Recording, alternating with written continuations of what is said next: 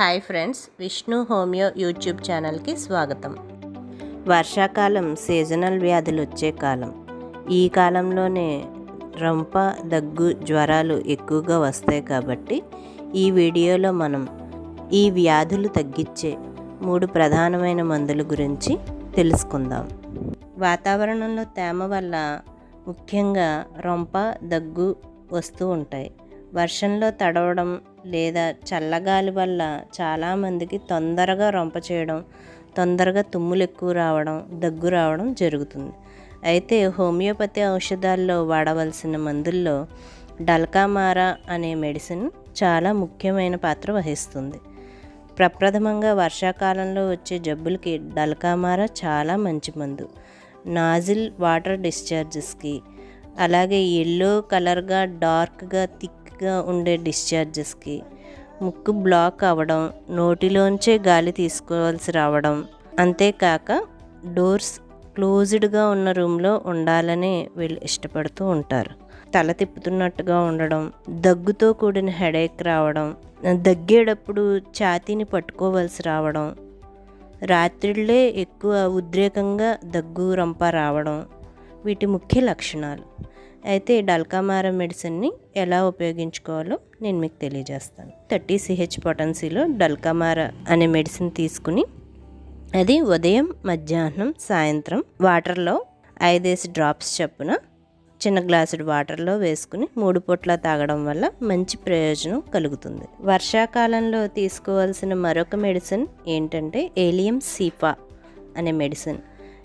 దీని ప్రధాన లక్షణాలు ఎలా ఉంటే వేసుకోవాలనేది నేను మీకు చెప్తాను. ముక్కు కారడం, ఓన్లీ వాటర్ లాగానే నాజిల్ డిశ్చార్జ్ రావడం, కంటిలోంచి కూడా వాటర్ కారడం, అయితే ఈవినింగ్ టైంలో ఎక్కువగా రొంపలు అవి కారడం, ఎయిర్ మారిన వెంటనే అంటే బయట నుంచి లోపలికి వచ్చినా, లోపల నుంచి బయటికి వెళ్ళినా ఏదో ఒక టైంలో విపరీతంగా తుమ్ములు రావడం, రూమ్లో కంటే బయట వాతావరణంలోనే హాయిగా బాగుండడం వీటి ప్రధాన లక్షణాలు. అంతేకాకుండా జలుబుతో పాటు విపరీతమైన హెడేక్ కూడా ఉండడం దీని ప్రధాన లక్షణం. అయితే కండ్లకి, ముక్కుకే కాదు, గొంతుకు సంబంధించిన రోగాల్లో కూడా ఈ మెడిసిన్ చాలా బాగా పనిచేస్తుంది.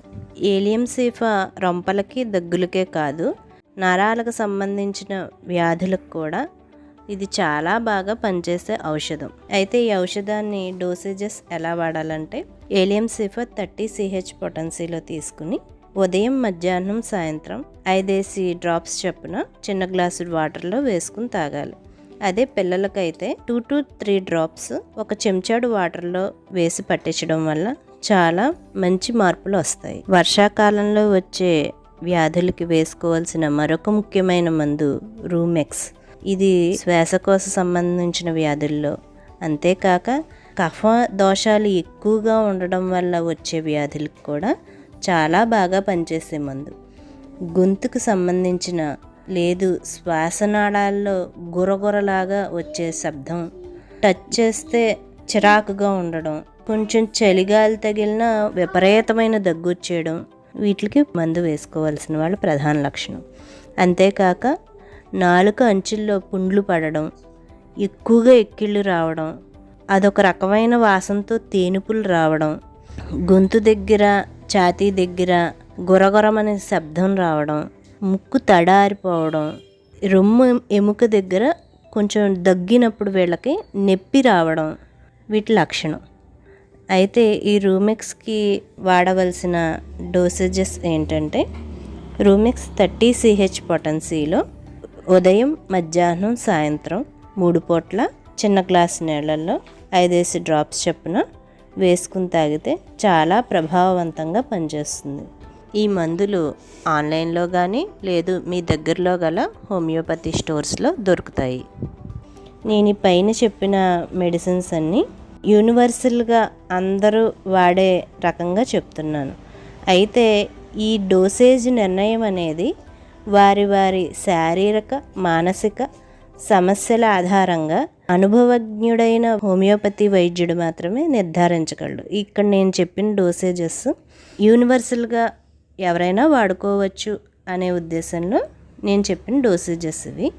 ఈ వీడియో కనుక మీకు నచ్చినట్లయితే లైక్ చేయండి, షేర్ చేయండి, సబ్స్క్రైబ్ చేయండి. మరొక వీడియోలో కలుసుకుందాం.